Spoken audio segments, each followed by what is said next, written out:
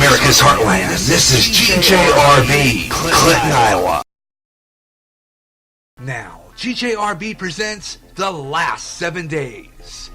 In this time of lawlessness and utter chaos, there's a program that puts it all into perspective. This is the program where men and women gather to discuss current events and how it lines up with Bible prophecy. And now, The Last 7 Days.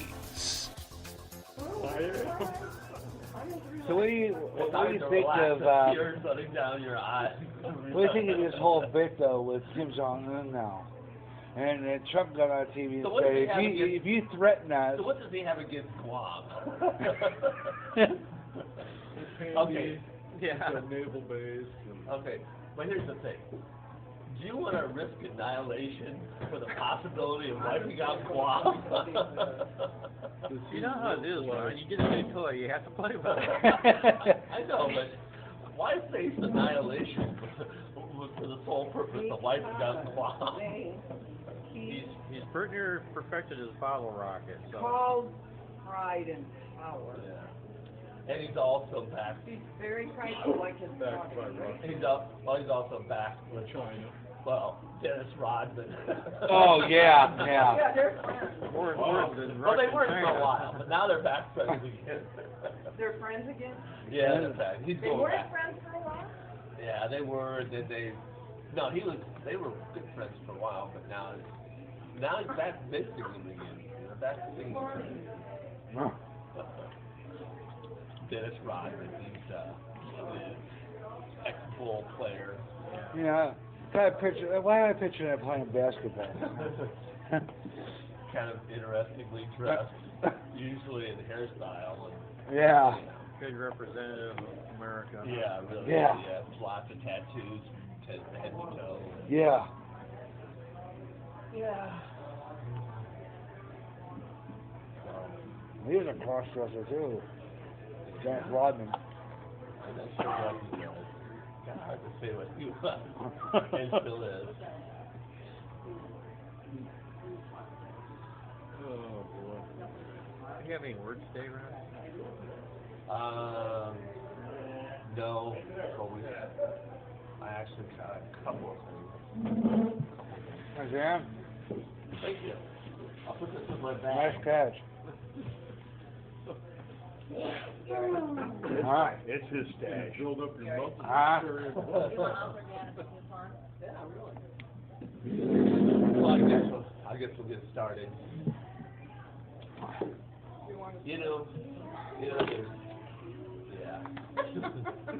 You know, there's always signs every week that we're living in the great falling away. Last week we discovered that Justin Bieber wanted to start his own church. Right. Well, this week we have a new person that wants to go into the ministry. Have anybody heard any guesses on this? Is this somebody famous? Yeah. Tom Hanks? Coupons if you like to see Michael. them. No, the guy who's Huh? his You going on money? Kelsey Oh. Kramer. Okay. And by, Maybe we'll get you later on today. Things don't get. Hang on to that. as painful as this is. Hillary Clinton? She found religion? Oh, she's always had it. But this is for real. I mean, Right. there's big money in Hillary wants to be a minister. This is the same woman who was going to tell us Some that of it's not some Christ. of this is really painful to Yeah, read. instead of defense is how about Department of Destruction? Well, it's I don't Whatever know was about the sign this. of the end of days. There definitely is a great falling away. Part of this is that she sees herself as a modern day Esther. Please. Okay. Hillary Clinton wants to preach. That's what she told Billy Shillerby, her lifelong pastor, at a recent photo shoot for his book about daily devotions he sent her during the 2016 campaign. scattered bits of reporting suggest that ministry has always been a secret dream of the two-time president candidate. Last fall, the former Newsweek editor Kenneth Woodward revealed that Clinton told him in 1994 that she thought all the time about becoming an ordained Methodist minister. She asked me not to write about it, though it will make me seem too pious. Right.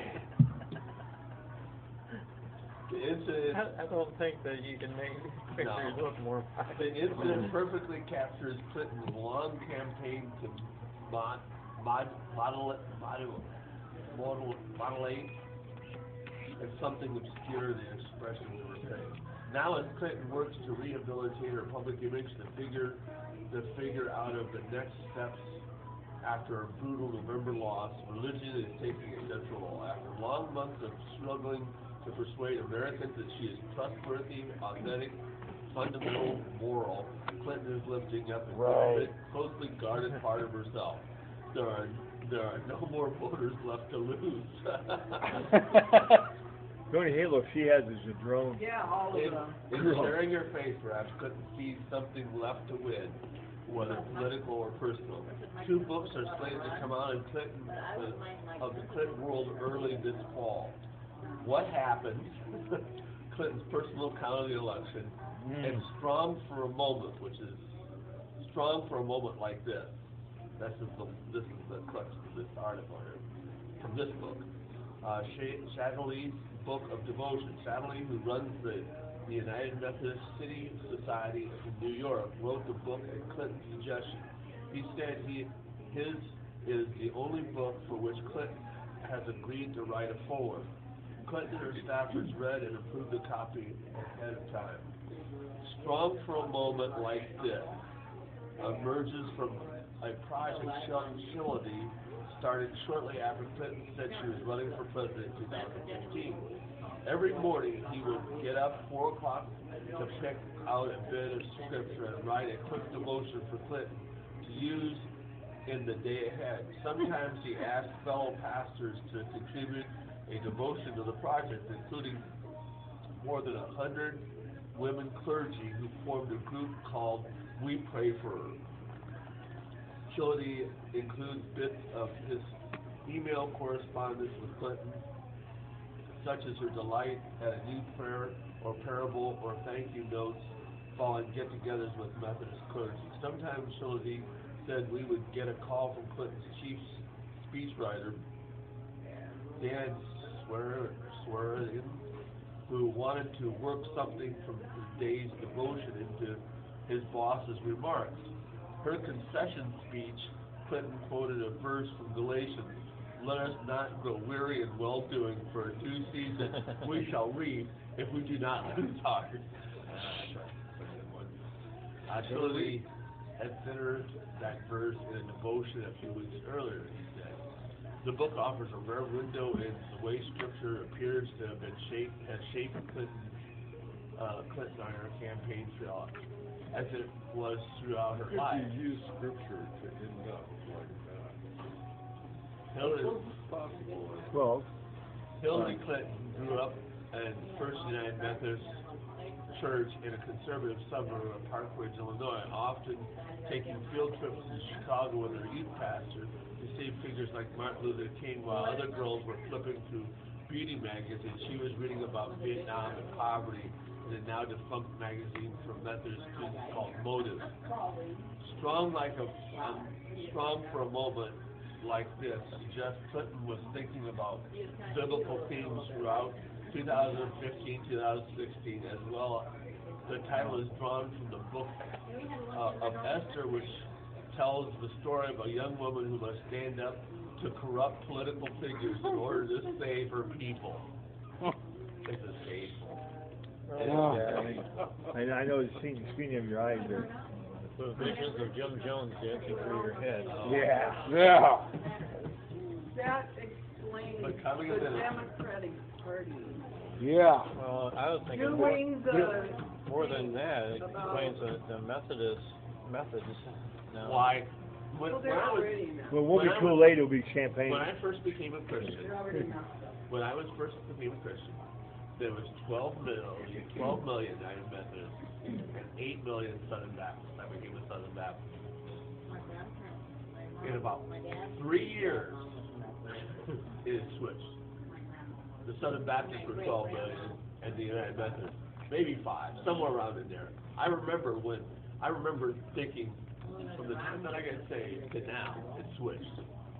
There was 12 million Southern Baptists and 8 million United Methodists. So they had switched in a few years. That makes 4 million dropped out of the Methodist, and 4 million were added to the Baptist. That's when they started getting kind of, Methodists started getting really flaky. But that explains So- the Democratic Party, Everybody needs. they're gonna try and reach out to the So- Christian. Oh, yeah. Hillary wants to preach. Trying to get the grassroots going Yeah, again. yeah. Hillary wants to preach. So there may be a parent place for her to preach. I'm saying she gets in on the Crystal Cathedral defunct thing. Crystal. Hillary College Clinton, should be on there. Hillary Clinton offered a plea deal. And, you know, if she became an ordained minister, That's hilarious. she could have a jail minister. From inside. Yeah. An inside job. The FBI has reportedly reopened its investigation into former Secretary of Clinton Hillary's use of private email server and determined that she should be charged with a number of crimes and is now being offered a plea deal that would spare her additional legal problems. According to a new FBI report, the FBI investigation into former Secretary of State Hillary Clinton has not only been reopened, but she faces serious criminal charges. The discussion of a plea bargain took place last month and was offered by a high-ranking Justice Department official to a Clinton lawyer. During the exploratory talks with the prosecutor, the Clinton attorney was told that despite former FBI Director James Comey's decision last July not to prosecute Hillary, the Justice Department has re-examined the email case and believes that there are ample grounds for prosecuting Hillary on a number of counts. Under the Justice Department's plea deal, Hillary would be required to sign a document admitting that she committed a prosecutable crime. In return, the DOJ would agree not to bring charges against Hillary in connection with the email probe. Klein also reported that the plea agreement currently under consideration would be in exchange for dropping any current or future investigations into allegations of pay for play with the Clinton Foundation, and would likely preclude any prison time for the 2016 Democratic Party presidential nominee. Klein also noted that because Clinton has not yet been charged or arraigned on any criminal charges, a plea agreement is likely very preliminary. He also told Newsmax that he didn't believe Clinton would take a plea deal if offered. I hope she doesn't, because, you know, bargaining from, you know, treason charges down to a misdemeanor. Yeah. Just a little bit ridiculous. Yeah, but you gotta remember, Benedict Arnold got off the hook too. So. Yeah. OJ's walking free. Yeah, but he did spend some He jail doesn't time go for on. that stuff. Yeah, he doesn't go on parole for a while yet. Yeah, he's letting them know, he's single. Yeah. He's available. Yeah. He's tied to nine. Available for He's a while. available, bar none. Oh, Yeah. you know, he killed her. I checked out to see what he was worth. You know, just Googled it. It said $250,000 now. You know, he spent most of his money. And I don't know if, do you get your NFL pension if you're in jail? Yes. I thought He's got something they cannot touch. Touch that. He can't, but they People can. that have sued him He can't. can, yeah. Yeah, when he was tried, They can't. well, when he was tried as a murderer the first time, they said in the paper that there's a certain amount of money that the government cannot touch. He can do it, but they cannot. So how much of it he spent on his own, I don't know, but there's stuff that they cannot touch. That was on the first one he tried for the murder of the Cole. I think his pension is $250,000 a year. Right. Yeah. And he'll get married again, I'm sure. Oh yeah, money. And he'll write a book. I killed her. Yeah. I did jump over suitcases in airports. Yeah. Not innocent, I actually did it. It'll be entitled And She here I Made Me am. Mad. Yeah. It'll be entitled, I jumped over suitcases at airports. Go ahead. Professor lets student choose his own grades for stress reduction. University of Georgia professor has adopted a stress reduction policy that will allow students to select their own grade if they feel unduly stressed by one they earned. Choose a grade. I went to college in the wrong era. If you feel stressed out, that's okay. We'll give you whatever grade you think you should get. On a Again, curve, most though. of them's gonna think It'll you be should curved. get A. I'm just guessing. I'm thinking, yeah. And really, you don't have to go to college then. You just have them mail you the grades until you graduate. I get a book what on would be cheating. the point of anybody? Well, we'd like to see your college records, you know. Give me that Ferris Bueller. Whatever Yeah, you he want it to thinks- be, I'll get the Yeah. You know, Ferris Bueller, he fixed Yeah. his grades. Oh, I see you're in the band, singing fiddle, but Okay. Remember when we first started out this present administration, that they wanted to check the voting records. California has 11 counties with more registered voters than voting age citizens. Imagine that. Kind of like Florida. Okay. except for the hanging chad. Mostly in the cemetery. Well, the Election Integrity Project California provides a list of 11 counties that have more registered voters than voting age citizens. Okay, I'm just gonna throw this out there. It's probably Southern California, close Yeah. to the border. No, it doesn't rain there. In addition, Los Angeles County officials informed the project that a number of registered voters now stand at a number that is a whopping 144% of the total number of registered citizens in the state. So, therefore, 144%. we're almost at about 1 out of every 3 voters is voting that shouldn't exist. No, that could happen in And Florida. bar in mind, I don't think you even have to be a citizen in Well, the state of well, no, most of them are dead. They vote for the Check grave. the cemetery. So if they did allow California to secede from the United States, we'd find out that the rest of us are Republican, wouldn't we?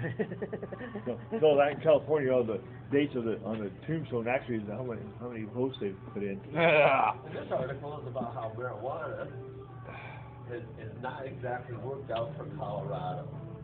Oh. Well, that's because it's Rocky Mountain High. Okay. First promise.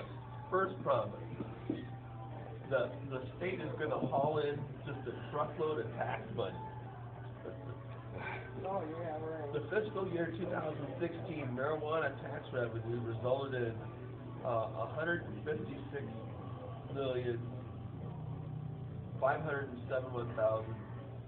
$156,571,018. $18 are important. The total revenue of Colorado was $13,327,123,798, making the marijuana tax revenue 1.18%. 1.18%, which is more than they had before, that's true. But the cost of marijuana legalization and public awareness campaigns, law enforcement, healthcare treatment, addiction recovery, and preventative work is an unknown cost to date. That's because there's a minus before the number. You know. Yeah. Okay. Second, They know it, they just don't want to admit it. Yeah. So roughly, they got 1% increase. Well, But they spend probably less than that. Even. Probably less than that. Probably less than that. Those Rocky Mountain Highs will kill you. a whole lot more than that. Yeah. So, the next thing Sounds is, like a food truck company. second thing Yeah. is, it's going to lower arrests. It's going to lower the amount of arrests. Let's go inside. by the way. Marijuana and food trucks. They go together. Brownies. According to the Colorado Department of Public Safety, arrests in Colorado of Black and Latino youth for marijuana possession has increased 58% and 29% respectively after legalization. This means that the Black and Latino youth are being arrested more for marijuana possession after it became legal. How can that be? Well, because 10-year-old kids are taking it. Yeah. Furthermore, a vast majority of Colorado's marijuana business are concentrated in neighborhoods of color. There's another reason why. Leaders in these communities, many of whom initially voted to legalize recreational marijuana, often speak out about the negative impacts of these businesses. Not exactly working out. But you know, I think, the Democrats have always been for legalizing. I think they're going to have to do that because half the population can't pass on drug tax. I got one for you. Here's the thing. The abortion business is centered where? In Black and minority communities. Okay? So, as we see more and more minorities not being able to get a job, not going under the poverty line, Right. these things that are passing in our society are basically affecting the minority. It's just the same thing as legalized gambling. Did you hear about the other one? There's a guy that went in, I read this in the paper, he went in for like a drug rehab, tried to get help, and he didn't have an ID, so they turned him away. But yet you're supposed to have an ID for that, but you don't have to worry about one for voting. You had to have an ID. That's going to change though. Well, I don't know, but they're doing that all You over. got to have an ID. Well, Unfortunately, these days we'll have a national ID. yeah, right. Problem is, But that's problem is California is giving out IDs like paper money. So it doesn't matter if you have an ID or not, because your ID is worthless. Wonderful. This is kind of an interesting story. Now famous Rabbi been resurrected has famous Rabbi been resurrected from the dead? A Jewish leader transforms the society in which he lives. After he dies, these are rumors he will be raised from the dead. Sure enough, his followers soon claim he is appearing and maintain there are miracles being performed in his name. His return is supposed to begin a whole new era for the Jewish people. Sound familiar? It's not the story you think. Rabbi Menachem Shirinson, the leader of the Communist Party Lubavitch movement, died in 1984, but some of his followers claimed that he was the Messiah and would eventually return from the dead. Now, Zert Parat, a Jewish rabbi who preaches the gospel, claims just such a movement is underway in his homeland of Israel.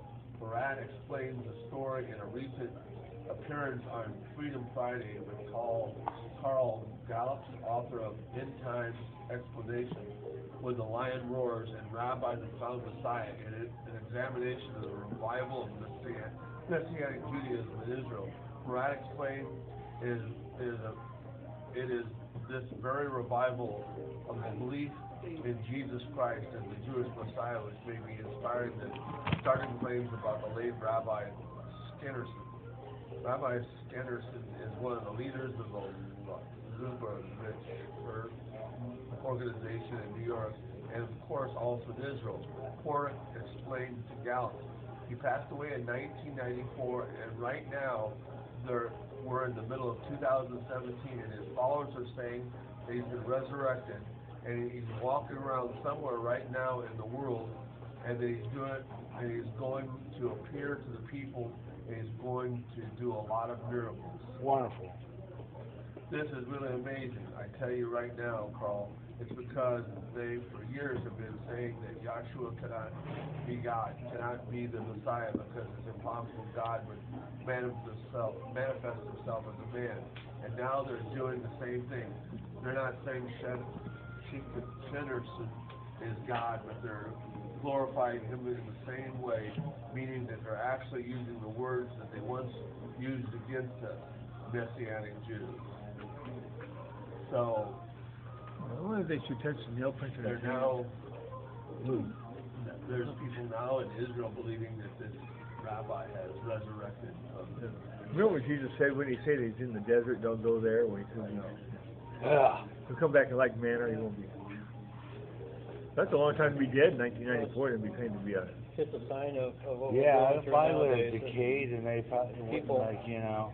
People want to accept God on their own terms, and that's the way for them to do it, is to create their own Messiah. Wonderful. Star Trek honchos tell Star no mentioning God. We want a universe where he doesn't exist. Imagine that. Snake around long enough. He'll get the world with you on. Remember on the those series, Left Behind series? God will give the world what they always wanted, a world without God. Remember that?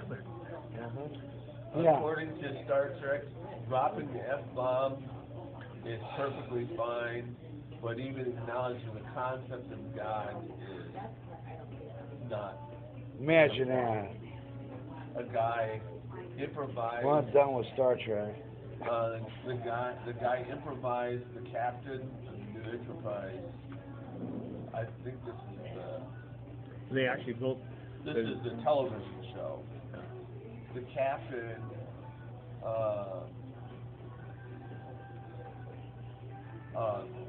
kind of broke the script and he said, "For God's sakes," and they stopped the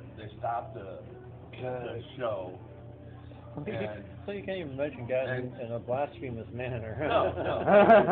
That's really bad. I mean, that thing get worse. And Well, it might be you good can't some even ways. say, and they don't even want you to say GD. They want. How about No WW? mention How of about God. JWW? But it's all right to say anything else. What would Jesus do? He'd probably mention God. I bet you they take dollar bills with the God you trust on it, though. Yes, they got it. That's, you know, we No, can't, they you take know. Federation money and Yeah, Federation money. Federation money. Oh, is that Federation money, yeah. Electronic Federation. Yeah. Yeah. They teletransport from your bank to the other. Yeah. Yeah. Now since June 12th, there's been 1,400 quakes in Yellowstone. Yeah, you mentioned Yeah, they're that. saying that's about And to it erupt. keeps on getting up higher and higher. 1,400 earthquakes from June 12th. Dang. They had a bad one in China, I think, yesterday. Earlier. It was Since June 12th. So what's the readings have been like? I mean, have they one? Well, No, I in don't think- Utah, some scientists are saying that Yellowstone, you know, they have large swarms of earthquakes from time to time. yeah, but they're usually insignificant. However, Montana has had its largest earthquake in 34 years. But yeah, 1,400 earthquakes. Wonder when that happened. Oh, Wonder when that happened. what? When Montana had the biggest earthquake. It was Wasn't too long ago. Yeah, it was kind of interesting. It was And during this They had 1,400 numerous earthquake. ones in Oklahoma. 20 earthquakes a day. They didn't want to Tennessee. This is a lot of the water was bitter in Montana because they know that because when Custer's Last Stand, they want you to take the drink of a little bighorn and the water was bitter. Remember So, how terrible it is to interfere in people's elections? No, except for Hillary. Obama weighs in at Kenya's election even before Trump. Obama's over there in Kenya. Right back to his homeland, Yeah, back to Kenya. where he was born. Former President Barack Obama issued a statement on Monday urging Kenyan voters to reject violence and embrace an inclusive democracy. Really? Inclusive. See, it's not just democracy; it's an inclusive. Well, you know why he's doing that, don't you? Because he tried to promote he tried to promote abortion over there, and they practically kicked him out. Well, that. You know, so if you get, Right, too. right, but I mean, just as long as if you can get in some kind of influence at it, then you might be able to push that on Kenya. So anyhow, he's over there trying to campaign for an inclusive democracy. Nah. Run by Obama, King Obama. Is trying to get involved in other countries. Yeah. I would ask him to define the word inclusive before I listen to him. I think It falls under kingship. that one. Yeah. It falls under either kingship or dictatorship, but we won't get into that. Yeah. You know, Europe is having a heat wave, and it's called Lucifer. Ongoing Lucifer heat wave stifles large swaths of Europe. Kind of interesting. They're going to blame it on global warming? Well, probably. No, somebody left their heater on too long. Anyway. Anyhow, their heat wave is called Lucifer. Most places, you know, people go to hell. In Europe, hell comes to them. Yeah. Hey, it's called loose Which may be like a correct result of their spirituality. Yeah. Brian, it's called Lucifer. Okay, here's a good one. Not surprising. Americans now have the highest credit card debt in U.S. history. This is like what I think is a death nail to Swiss colony and their liberal credit policy. Hit it. Take 55. Anyhow, and no surprise probably that millennials are on the top end, yeah. Top end. Yeah, it has to be. And there's a popular rumor among millennials that if you miss credit card payments, it actually increases your credit score. What? Yeah. How does that work? Doesn't have to make I may need that right now. Can I borrow that for a minute? Come from Colorado. Yeah. After the needle. Yeah. Let's see. Revolving credit has been growing at an annual rate of 4.9%. One reason more consumers are getting access to credit cards backed by major banks and issuers in recent months. More than 171 million consumers have access to those cards first quarter of 2017. Wow. The highest number that has had access since 2005, when about 162.5 million people had access. For the New York Federal Reserve released a new report Wednesday that showed that U.S. collective household debt balances totaled $12.73 trillion in March of 2017, surpassing the 2008 peak of $12.68 trillion. This year's total household debt, including housing, auto loans, and student loan debt in the United States, also surpassed the 2008 peak. You know, when we had the Great Recession. While the debt level is similar to 2008, the things Americans are buying on credit have changed. The household incomes have increased in recent years, and housing prices and stock prices have improved. Which is what I'm saying is that, thank God, the stock market is still going up. I mean, look how it closed a record high, like, how many times? 3 times now? Yeah. Something like that?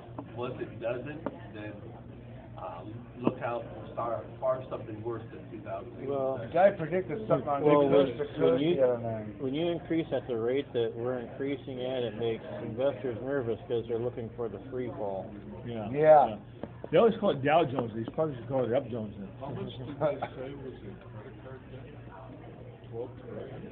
I think that's I think about what they're spending on all their video games. Yeah. Let's see.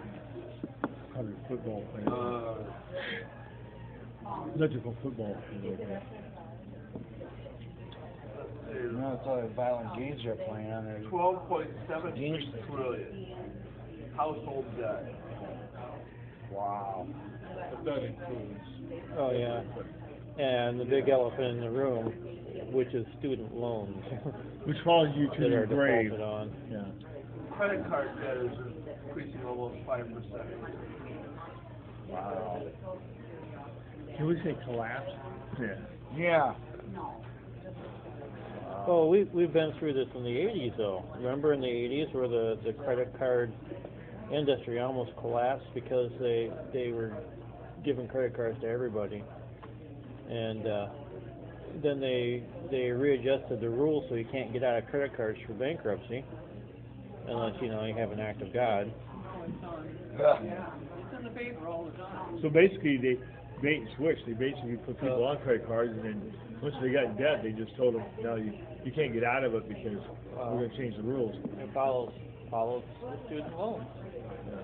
Student loans are the same way. You can't get out of them. So if you make a debt system that people have no release from, sooner or later that debt system will collapse because it can't self-adjust itself. So they make the interest rates real high. They let people have higher limits. It fills up the balloon more. Sooner or later it pops. Wow. Yeah, but it pops up the government for a Well, maybe. But China doesn't have China doesn't call their tokens in.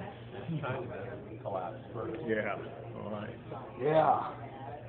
They're in debt too. For 6 months, for the 6 months that our current president's been in office, 1.1 million fewer Americans on food stamps. Imagine that. 1.1 million fewer on food stamps. But it's kind of an interesting thing here. More than 1.1 million Americans dropped off the food stamp rules since President Trump took office in January of 2017, according to the latest U.S. Department of Agriculture, USDA statistics on food stamp enrollment. Participation in the Supplement Nutritional Assistance Program, SNAP, dropped from 41,496,265 in May of 2017. The most recent data available from the USDA is from 41,691,363 in January 2017 when Trump took office. According to the latest data, SNAP enrollment during the first few months of Trump's presidency decreased 2.79%. The food stamp participation on average in 2017 has dropped to its lowest level since 2010, and the largest numbers show this trend is continuing. Trump proposed cuts to SNAP in his 2018 budget proposal, suggesting that states match up to 20% of the federal money allotted for the food stamp program and expand work requirements for able-bodied adults receiving food stamps. That's bad for election. Very However, Yeah. this is what I find interesting. Trump's crackdown in illegal immigration has prompted many immigrants, both legal and illegal, to cancel their food stamps over concerns that they might be denied citizenship or deported. Yeah. They're dropping food stamps. They were because they're signing afraid of up. being deported. They were signing up under Obama because they were fearless. They didn't. Yeah, because Obama let him in. They let him have it. Yeah. He had billboards. But He was out in front of Walmart. He was out in front of Walmart. Who's this? They were out in front of Walmart encouraging people to take stamps. Yeah. well, they were right across the Our Walmart. Mexican border. advertising Well, you know right the people in the Quad Cities that have those signs for food, they get paid $10 in order to get those. I found that out from a guy from. Yeah, they have to have a permit. You have to have a permit, $10 permit in order to put those signs up for food. Oh, that they, Yeah, when they say food or work or whatever, and they have those signs up, they have to pay $10. Yep. Gee. they remember to save $10 back. In every Yeah. state, Right off their income tax. the Obama administration hired a group of individuals to promote food stamp use, okay? In every state. I got a call from St. Stephen's, our food bank, asking me if I knew of any good places for people from the Obama administration to advertise for food stamps. They asked you that. Yeah. Oh yeah, they employed lots. They could have lots been of Walmart. churches. They were in front of Walmart. They were asking if we wanted to. I think you can come off it. Well, how about High D down here too? ID, they were all over. Oh They wanted my. to be in the churches, and I'm not against the church. Well, needed, but it's become a. There's a thing on the Christian radio program that's saying that anymore we're getting in a position now where if we start taking benefits or entitlements away, I mean you'd be tarred, feathered, thrown over the bridge. Well, yeah, that's been away. Well, I know, but I'm just I saying. was contended I that just think it should be for America. Yeah, I was contended that exactly. it should be coming from the church, not from our government. Right, actually needed. Should be coming from our church, And everybody. and should be legal in America. It should come from the church, right? Yeah, it should be. Well, that's well, the church won't do that because they're too worried about paying for their building. Yeah. And one last article that I have. New evidence of a lost city of Julius unearthed near the Sea of Galilee. Yeah, I heard something about this What's earlier too. important to this is this is the home of Andrew, Peter, and Philip. Was More proof that the Peter's daughter. The lost Roman city of Julius, believed to be the birthplace of Jesus' apostles, Andrew, Peter, and Philip, have recently been unearthed after decades of searches by archaeologists in the Upper Jordan Valley, near the delta entering Lake Gennesaret. The discovery has been made during excavations of Beth Habet, located in Bethesda near a natural reserve by Anchorage by archaeologist Dr. Mordecai Abraham, head of the Gennesaret Institute of Galilean Archaeology at the Gennesaret Academic College. The lost city of Julius was named after the daughter of Roman Emperor Augustus. Bethesda, once a fisherman's village on the northern Sea of Galilee, is mentioned several times in the New Testament books as the home of at least 3 of Jesus' apostles. However, the exact location of the lost city has been debated. So now they think they found it. As they're digging through the layers, we also kind of see the layers. Yeah. A layer from the Roman period was discovered in the current excavation season with potsherds and coins from the 1st and 3rd century CE. The layer from the Roman period was found at a depth of 2 meters below a layer from the Byzantine period. The main surprise was that at the bottom of the excavation in a limited area, a wall of a building was discovered, next to which was a mosaic floored artifacts that characterized a bathhouse. Noting the bathhouses during the Roman period were not common in the area, Abraham said it served as an important clue to the possibility that beneath the surface are the remains of Julius, which has not been identified to this day. This is a discovery that will arouse great interest among early Christian scholars and historians of the New Testament, and the scholars of the land of Israel in general, and the Jewish Galilee during the Second Temple period in particular, said Abraham. The researchers added that a rare silver coin from the time of Emperor Nero during 65-66 CE was unearthed at the site. Wow. Picture of the coin, Wow. Nero on it. It was found at the site at the very same time of Nero's rule. Toward the end of 66 CE, Josephus, who fought against Roman soldiers from the army of King Agrippa II, came to Galilee near Bethesda, he said.